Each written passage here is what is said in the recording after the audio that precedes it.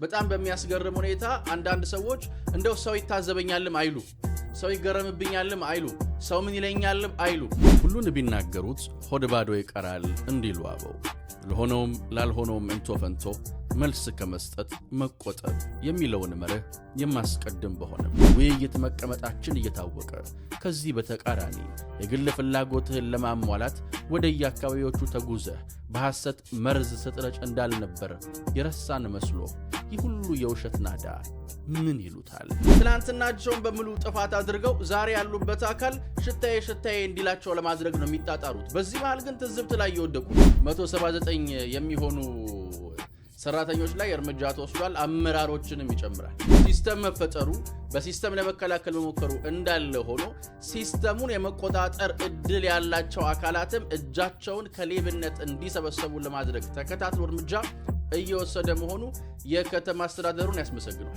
ዋት ጋይ ሰውነት የላትም። ዋት የምትባል የምትታወቅ አካል የላችም። ስሟን የምናነሳው እንጂ እኮኛ እንደ ወንበዴ ሆና ትውልዳችን ላይ ተጣብቃበት ዘመናችን ላይ ተጣብቃ ተደንቅራ ቀንከሌት ዋት ይባላል እንጂ አትርሱኝ እያለች የማያስረሳ ድርጊት የፈጸመች ትነሳለች እንጂ ዋት እኮ የምትባል እኮ የለችም። ፌደራል መንግስቱ ልነጋገርስ ቢል ከነጌታቸው ጋር ወይስ ከደብረጽዮን ጋር ፕሪቶሪያ ስምምነት የተፈራረሙ ሰዎች ከዋት ጋር የሉ። ዋትን ወክለው ቢፈራረሙ እነሱ ብቻ ሳይሆኑ ሌላ በሶስተኛነትም ከዋት ተቆርሶ የወጣ አካል አለ። ህወሓት ህገ መንግስታዊ የሆኑ ጉዳዮችን ራሷ ያረቀቀችው ህገ መንግስት ላይ ያሉ ድርጅቶችና በህግ የተሰጣቸውን መብት እየናቀችና እየገፋች አሁንም ዓለም አቀፍ ተቋማት ውይይት ንግግር ማለት ሚዛን ይደፋል ወይ? በመሃል አዲስ አበባ ወዳጅነት ፓርክ አጠገብ እንዲሁም መራዳ ፓርክ ፊት ለፊት 10% ቅድመ ክፍያ ብቻ ከፍለው እንዲሁም የባንክ ብድር ተመቻችቶሎት የቤት ባለቤት ልናደርጎ ነው። ሜሪት ሪል ስቴት በመሃል ፒያሳ 24 ሰዓት ባልተቋረጠ ፖስቴሽን ቴክኖሎጂ የግንባታ ጥበብ ቤቶን እየገነባን ነው። የልጆች መጫወቻ፣ ጂምና ስፓ፣ የመዋኛ ገንዳ፣ ሰፋፊ ሊፍቶች፣ የደህንነት ካሜራ፣ የመኪና ማቆሚያና መሰል አገልግሎቶች ያለው ይሄ ቀረሽ የማይባል የዘመናችን ቅንጡ የመኖሪያ መንደር ባለ አንድ መኝታ ከ500 ሺህ ብር ጀምሮ ባለ ሁለት መኝታ ከ840 ሺህ ብር ጀምሮ እንዲሁም ባለ 3 መኝታ ከ1.2 ሚሊዮን ጀምሮ ማግኘት ይችላሉ። ምን ይሄ ብቻ 100% ለሚከፍሉ ደንበኞቻችን በካሬ 68 ሺህ ብር የ35% ቅናሽ አዘጋጅተናል። ያስተውሉ፣ ያለን ቦታዎች ውስን ስለሆኑ ደግሞ በድርጅቱ ስልክ በመደወል መመዝገብ ይችላሉ። ሰላም ጤና ይስጥልን ውድ ዮሐንስ ኮርነር ቤተሰቦች እንዴት አላችሁ? አላችሁ ሆይ? አለንኛ ዮሐንስ ኮርነር ዛሬም ሰዓትና ጊዜውን ጠብቆ ወደ እናንተ መድረሱን ጀምሯል። ዛሬም በቆይታችን አበይት ፖለቲካዊ ጉዳዮችን፣ አሁናዊ ክስተቶችን፣ ቀጠናዊ ሁነቶችን በራሳችን ቋንቋ በራሳችን መንገድ እንመለከታለን፣ እንፈትሻለን፣ እንበረብራለን። ዮሐንስ ኮርነር ላይክ፣ ሼር፣ ሰብስክራይብ አድርጋችሁ እንድትጀምሩ ጠይቄም ነው የምጀምረው። ቪዲዮቻችንን ወደ ተለያዩ የቴሌግራም ግሩፖችም ሼር አድርጋችሁ ብትጀምሩልን እንዲሁ የበለጠ ተደራሽ እንድንሆን እንድንሰፋ እንድንበዛ ስለሚያግዘን እሱ እንድታደርጉልን ጠይቄ እጀምራለሁ። ዛሬ በቆይታችን የአቶ ገዱ አንዳርጋቸውና የዶክተር አብርሃም በላይን ፍጥጫ እንዲሁም ደግሞ ሌቦቹ ላይ እየተወሰደ ያለው እርምጃ አሁንም ቀጥሏል። ምንድነው? እሱን የምናይና የምንመለከት ነው የሚሆነው። ህወሓትን አንድ ወሳኝ ጥያቄ የምንጠይቃታለን። ትግስቷ ያለቀው ህወሓት ትግስትም ልካለው ባይዋ ህወሓትን የምንጠይቃት ጥያቄ አለን። በድጋሚ ላይክ፣ ሼር፣ ሰብስክራይብ አድርጋችሁ እንድትጀምሩ ጠይቄ ነው የምጀምረው። እንግዲህ እንደምታውቁት በኢትዮጵያ ፖለቲካ ውስጥ ከሚገርሙና ከሚያስደንቁ ሰዎች መካከል አሉ አንዳንድ አካላት ጠዋት ወርቅ ነው ያሉትን ማታ ጨርቅ ነው ለማለት ብዙ የማያንቃቸው።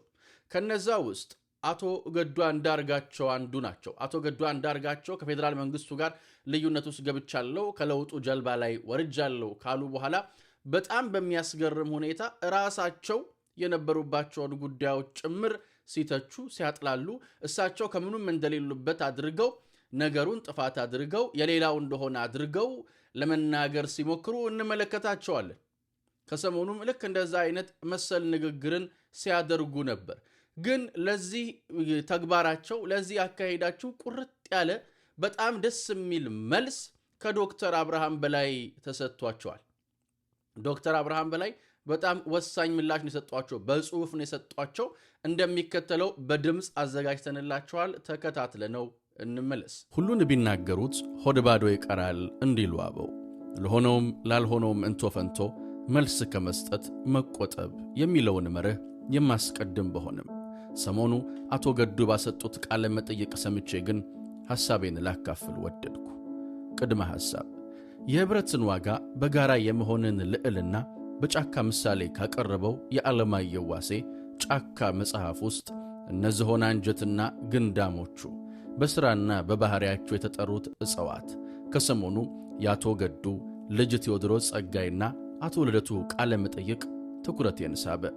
ጸሐፊው ስለ ጫካ ሲያወራ የተለያዩ የጫካ እጽዋት እንዳሉ በግብርና ባህሪያቶቻቸው በመመርኮዝ እጽዋቱን የተለያየ ስም ይሰጣቸዋል።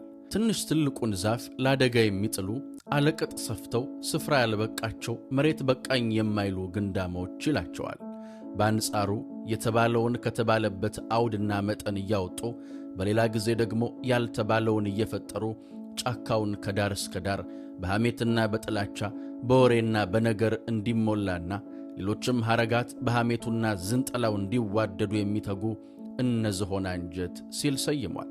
እናም በቃለ መጠይቁም ዝሆን አንጀትና ግንዳሞቹ የተባሉትን ለማየት እምብዛም አልቸገረኝም። የነገሬ አስኳል ሐሳብ የፖለቲካ ሂደታችን የግድ በበሬ ወለደ አስተሳሰብ ቀድሞ በራሳችን ስንፍናና እምነት ጉድለት ያጣነውን ለመመለስ መፍጨርጨር መሆን የለበትም።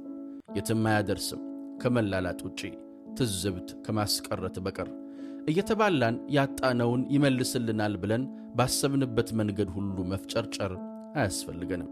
በመግቢያዬ ላይ እንደጠቀስኩት አቶ ገዱንና ስለ ወቅቱ የመሬትና አስተዳደር ጥያቄዎች ጉዳይ የፊት አውራሪ አቋማቸውን በተመለከተ ራሳቸውን ማስታወስ ዳር ሆኖ ለሚታዘበን አድማጭ ተመልካቾቻችንም ግልጽ መረጃ ማቅረብ ያስፈልጋል። ከራሳቸው ቃለ መጠይቅ እንደምንረዳው የጦርነቱ ግምገማቸውና አቀረብኩት ያሉት የመፍትሄ ሐሳብ የአማራ ኃይሎችን በማስታጠቅ ዲተረንስ እንፍጠር ሲሉ የኋላ ኋላ በግልጽ እንደተናገሩት የአካባቢ ታጣቂዎችን የኃይል ምሽግ ይዞ የራስ ፍላጎትን በተናጠል ማራመድ መሆኑን ባንደበታቸው መስክረዋል።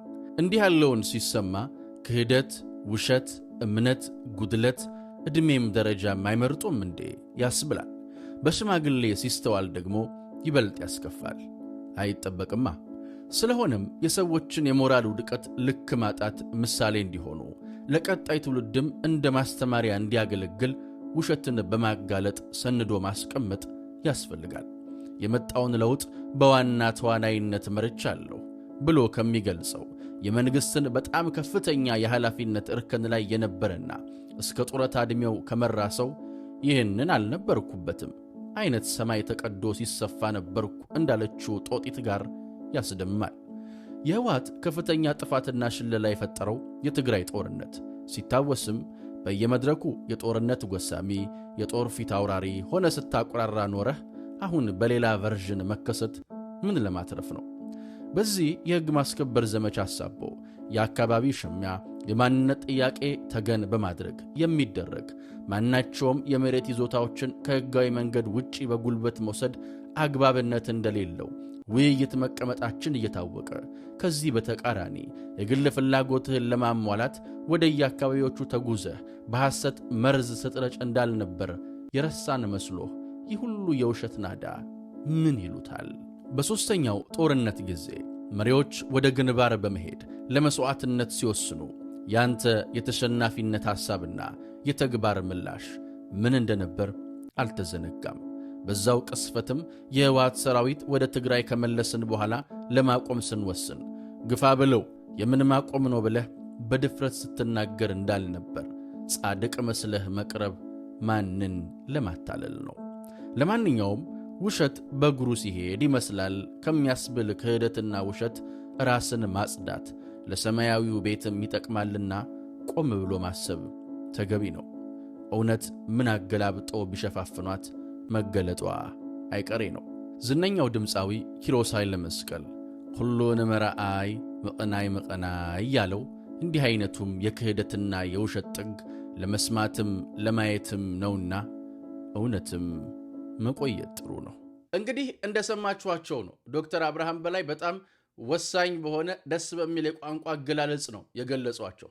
በጣም በሚያስገርም ሁኔታ አንዳንድ ሰዎች እንደው ሰው ይታዘበኛልም አይሉ ሰው ይገረምብኛልም አይሉ፣ ሰው ምን ይለኛልም አይሉ። ሁሉን ነገር እንዳልነበሩበት ሁሉን ነገር እንትን ብለው እንትን እንዳለ አድርገው ነው የሚተቹት። በጥቅሉ ትናንትናቸውን በሙሉ ጥፋት አድርገው ዛሬ ያሉበት አካል ሽታዬ እንዲላቸው ለማድረግ ነው የሚጣጣሩት። በዚህ መሃል ግን ትዝብት ላይ እየወደቁ ነው። በተለይ አሁን ከህግ ማስከበር ዘመቻው ጋር ተያይዞ አቶ ገዱ አንዳርጋቸው ከደሙ ንጹህ ነኝ ብለው እንደ ጲላጦስ ሊታጠቡ ሲዳዳቸው እንመለከታለን። ግን እንደው ያስተዛዝበናል እንጂ ሌላ ምንም ትርፍ የለው። እንዲህ በጊዜው የነበሩ እውነቱን የሚያውቁ ሐቁን የሚያውቁ ሰዎች ስላሉ ማለት ነው። ያው ዶክተር አብርሃም በላይ በመደመር ጀልባ ላይ ብዙ ጊዜያቶችን የቆዩ ጠንቅቆ የሚያውቁ መንገዱ የሚገባቸው የሚረዱ ሰው ናቸውና እንደ አቶ ገዱ አንዳርጋቸው ያሉ ሰዎች እንግዲህ ሲወጡ ሲወርዱ እየታዘብን ነው። ሌላ ምንም ምንለው ነገር የለም። ከመውጣት ከመውረዳቸው ባለፈ ግን በየጊዜው የሚናገሯቸው ንግግሮች፣ በየጊዜው የሚያወጧቸው ሐሳቦች፣ በየጊዜው የሚሰነዝሯቸው አስተያየቶች እንደው ለታዛቢ እየዳረጓችሁ ነውና እንደው ብታድቡ ለማለት ነው። ለምንም አይደለም። ይህን አስታከን ወደ ሌላው ጉዳያችን ስናልፍ ደግሞ የምናገኘው የአዲስ አበባ ከተማ አስተዳደር ገቢዎች ቢሮ እየወሰደ የሚገኘውን እርምጃ ነው። ከሰሞኑ የገቢዎች ቢሮ ላይ ካሜራ ይገጠማል ሲባል እኛ አንድ ጥያቄ አንስተን ነበረ። እንደምታውቁት በደንብ መከታተል ያስፈልጋል። ይሄ በጣም ጥሩ ነገር ነው። ግን ደግሞ እንዴት አድርገው ይህንንም ክራክ አድርገው ዜጎችን ማንገላታት፣ ሙሰኝነትን መፍጠር የሚያስቡ ሰራተኞች አይጠፉም ምናምን ስንል ነበርና 179 የሚሆኑ ሰራተኞች ላይ እርምጃ ተወስዷል። አመራሮችንም ይጨምራል። ይሄ በጣም ይበል የሚያሰኝ ጉዳይ ነው። በነገራችን ሲስተም መፈጠሩ በሲስተም ለመከላከል መሞከሩ እንዳለ ሆኖ ሲስተሙን የመቆጣጠር እድል ያላቸው አካላትም እጃቸውን ከሌብነት እንዲሰበሰቡ ለማድረግ ተከታትሎ እርምጃ እየወሰደ መሆኑ የከተማ አስተዳደሩን ያስመሰግኗል። እኛ ባለፈው ማንስተን ነበር።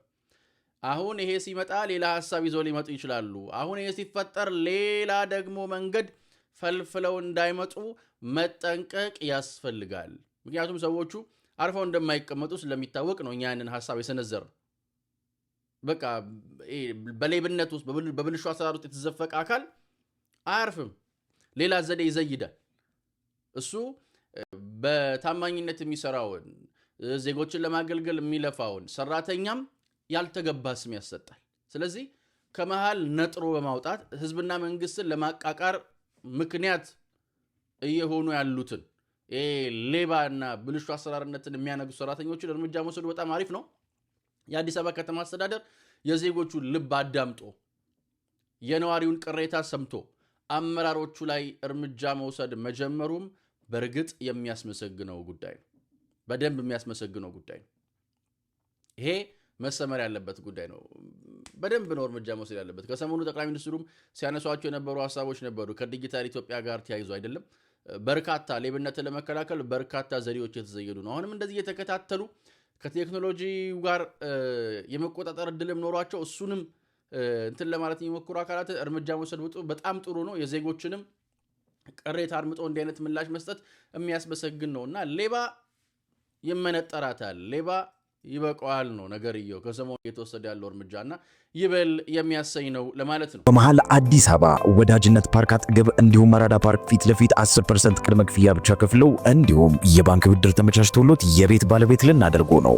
ሜሪት ሪል ስቴት በመሃል ፒያሳ 24 ሰዓት ባልተቋረጠ ፖስቴሽን ቴክኖሎጂ የግንባታ ጥበብ ቤቶን እየገነባን ነው። የልጆች መጫወቻ፣ ጂምና ስፓ፣ የመዋኛ ገንዳ፣ ሰፋፊ ሊፍቶች፣ የደህንነት ካሜራ፣ የመኪና ማቆሚያና መሰል አገልግሎቶች ያለው ይሄ ቀረሽ የማይባል የዘመናችን ቅንጡ የመኖሪያ መንደር ባለ አንድ መኝታ ከ500 ሺህ ብር ጀምሮ፣ ባለ ሁለት መኝታ ከ840 ሺህ ብር ጀምሮ እንዲሁም ባለ 3 መኝታ ከ1.2 ሚሊዮን ጀምሮ ማግኘት ይችላሉ። ምን ይሄ ብቻ 100% ለሚከፍሉ ደንበኞቻችን በካሬ 68 ሺህ ብር የ35% ቅናሽ አዘጋጅተናል። ያስተውሉ፣ ያለን ቦታዎች ውስን ስለሆኑ ቀድሞ በድርጅቱ ስልክ በመደወል መመዝገብ ይችላሉ። ይህ በእንዲህ እንዳለ ህወሓት ትዕግስቴም ልክ አለው ትዕግስቴ ያለቀ ነው ብላ ባወጣችበት መግለጫው ላይ ያው የተለመደ ሙዚቃዋን ሞዝቃለች። ዓለም አቀፍ አካላት፣ ዓለም አቀፍ ምናምን፣ የፕሪቶሪያ ስምምነት ምናምን የሚል ማለት ነው። ይሄ የህወሓት የተለመደ ሙዚቃ ነው። ሲጀመር ምን ያደርጋል ስለ ፕሪቶሪያ ስለ ምናምን የምታወሪው ተፈናቃይ የሚመለስ የሰብአዊነት ተግባር ነው ብሎ መጠየቅ ያባት ነው። ግን የፕሪቶሪያ ስምምነት ንግግር ውል ምናምን የሚል ሐሳብም ታነሳለች። ግን አንድ ጥያቄ እንጠይቅ። የፌዴራሉ መንግስት በፕሪቶሪያ ስምምነት ዙሪያ ልነጋገር ቢል ከማን ጋር ነው የሚነጋገረው? ይህ ወሳኝ ጥያቄ ነው። የፕሪቶሪያ ስምምነት ሲፈረም የነበሩ የፈረሙ ሰዎች አሁን የት ናቸው? በእርግጥም የፕሪቶሪያ ስምምነት የተፈረመው ከህወሓት ጋር ነው። ግን ከዛ በኋላ ህወሓት ተከፋፍላለች። በህግ አንጻር እኛ እናነሳታለን እንጂ ከህግ አንጻር ህወሓት የምትባል አካል የለችም። ምርጫ ቦርድ አያውቃትም። ፌዴራል መንግስቱ ከማን ጋር ነው የሚነጋገረው? ልወያይስ ቢል ከነጌታቸው ረዳ ጋር ነው። ምክንያቱም ፕሪቶሪያ ስምምነትን የተፈራረሙት ሰዎች አሁን ከህወሓት ጋር የሉ። ከማን ጋር ነው? ይሄ በጣም ወሳኝ ጥያቄ ነው። ነገራችን ከነ ደብረጽዮን ጋር ነው? ከማን ጋር ነው የሚወያየው? ህወሓት ህጋዊ ሰውነት የላትም። ህወሓት የምትባል የምትታወቅ አካል የላችም። ስሟን የምናነሳው እንጂ እኮ እኛ እንደ ወንበዴ ሆና ትውልዳችን ላይ ተጣብቃበት ዘመናችን ላይ ተጣብቃ ተደንቅራ ቀንከሌት ህወሓት ይባላል እንጂ አትርሱኝ እያለች የማያስረሳ ድርጊት የፈጸመች ትነሳለች እንጂ ህወሓት እኮ የምትባል እኮ የለችም። ፌዴራል መንግስቱ ልነጋገርስ ቢል ከነጌታቸው ጋር ወይስ ከደብረጽዮን ጋር? ፕሪቶሪያ ስምምነትን የተፈራረሙ ሰዎች ከህወሓት ጋር የሉም። ህወሓትን ወክለው ቢፈራረሙ እነሱ ብቻ ሳይሆኑ ሌላ በሶስተኛነትም ከህወሓት ተቆርሶ የወጣ አካል አለ። እነሱስ? ፌዴራል መንግስቱ ከማንኛቸው ጋር ነው የሚወያየው? ከማንኛቸው ጋር ነው የሚነጋገረው? ልነጋገርስ ቢል ህወሓት ህገ መንግስታዊ የሆኑ ጉዳዮችን ራሷ ያረቀቀችው ህገ መንግስት ላይ ያሉ ድርጅቶችና በህግ የተሰጣቸውን መብት እየናቀችና እየገፋች አሁንም ዓለም አቀፍ ተቋማት ውይይት፣ ንግግር ማለት ሚዛን ይደፋል ወይ? ያስኬዳል ወይ? ይሄ እኮ ፍጹም ትክክል እኮ አይደለም። ጭራሽ ትክክል ያልሆነ ጉዳይ እኮ ነው። እንዴት ተደርጎ እንዴትስ ሆኖ ነው ህወሓት በዚህ ጉዳይ ላይ ሐሳብ መሰንዘር አቅም ይኖራት? ከሰሞኑ እንደምታውቁት ከጊዜያዊ አስተዳደሩ ጋር አብሮ መጥተው የህወሓት ሰዎች ከኤምባሲዎች ከአምባሳደሮች ጋር ስለ ፕሪቶሪያ ሲያወሩ ስለምን ፕሪቶሪያ ነው የምታወሩት የሚል መልስ ነው የተሰጣቸው። ስለምን ፕሪቶሪያ ነው የምታወሩት? የምን ፕሪቶሪያ ነው? ምንድን ነው የምትሉት? መጀመሪያ እናንተ ተገዢ ሁኑ። መጀመሪያ እናንተ ለፈረማችሁትና ቃል ለገባችሁት ነገር ታማኝ ሁኑ። መጀመሪያ ፕሪቶሪያ ስምምነት ላይ እናከብራለን ብላችሁ የፈረማችኋቸውን ጉዳዮች አክብሩ የሚል መልስ ነው የተሰጣቸው። ግን እነሱ ያከብራሉ? አያከብሩ። ሞተው ነው ቆመው ነው ህወሓቶች የሚያከብሩት? በፍጹም አያከብሩ። ከዛ አሁን ይህን ጥያቄ ያነሳሉ። እንዳውም በጣም በሚገርም ሁኔታ በነገራችን ላይ ለፕሪቶሪያ ስምምነት መቀሌ ካሉት የህወሓት አለቆች እነ ጌታቸው ረዳ ይቀርባሉ። የተፈራረሙትም ዓለም አቀፍ ተቋማቱ ጋር የተነጋገሩትም አብረው የነበሩትም እነሱ ስለሆኑ ማለት ነው እንጂ ህወሓት በየ3 ቀኑ እየመጣች የሰላም ስምምነት ይከበር በምትልበት መግለጫ ላይ የጦርነት ዛቻ የምትዝት ፓርቲ ጋር እነጋገራለሁ እወያያለሁ። ምን ትወያያለህ? ምን ትነጋገራለህ? እኮ ግራ የሚገባኝ እኮ እሱ ነው። ይወያዩ፣ ይነጋገሩ። እንዴት ሆኖ? እኔ ግራ የሚገባኝ እሱ ነው። በነገራችን ላይ ይመልስልኝ ባገኝ ደስም ይለኛል። እንዴት ሆኖ? በምን መለኪያና በምን መስፈርት? ጠዋት ማታ እየየው መለ የምትል እንዳልኩት ከሰላም ስምምነት ይከበር የሚል መግለጫ ላይ የጦርነት ነጋሪትና ክተት የምታውጅ ፓርቲ ጋር ማን ይነጋገራል? ማንስ ይወያያል? እና ይህንን ማየትና መመልከት ያስፈልጋል። እንደው ልነጋገርስ ቢል ከማን ጋር ነው? ተቆራርሰዋል እኮ። የፕሪቶሪያ ስምምነት ሲታሰብ ይሄስ ከግምት ውስጥ ይገባል ወይ? ህወሓት ይህንን ጥያቄ ታስታውሰዋለች ወይ ብሎ መጠየቅ ያስፈልጋል። አሁን ግን ወሳኙ ነገር የትግራይ ህዝብ ማገዝ መርዳት ነው። እነኛ አካላቶች ከቀልባቸው ቢሆኑ ጥሩ ነው። ያው ትዕግስት ያልቋል። ትዕግስትም ልክ አለው። ምን ሊሆኑ እንደሆነ አብሮ ማየትና መመልከት ግን የግድ የሚል ይመስለኛል። እኛ ግን ሁሌም እንደምንለው እንደማይለወጥ አንድና ውድ ቃል አዲስ ትውልድ፣ አዲስ ተስፋ፣ ሁሉም ጥሩ ይሆናል፣ ሁሉም በጎ ይሆናል፣ ሁሉም ሸጋ ይሆናል። እኔና የእናንተ ሀገርም እንደ ልማዷ ታሸንፋለች፣ እንደ ልማዷ ድል ታደርጋለች። ፈጣሪ ኢትዮጵያና ህዝቦቿን አብዝቶ አብዝቶ ይባርክ። ውድ ዮሐንስ ኮርነር ቤተሰቦች ቸር ቆዩን። የነገ ሰው ይበለን። ቼርስ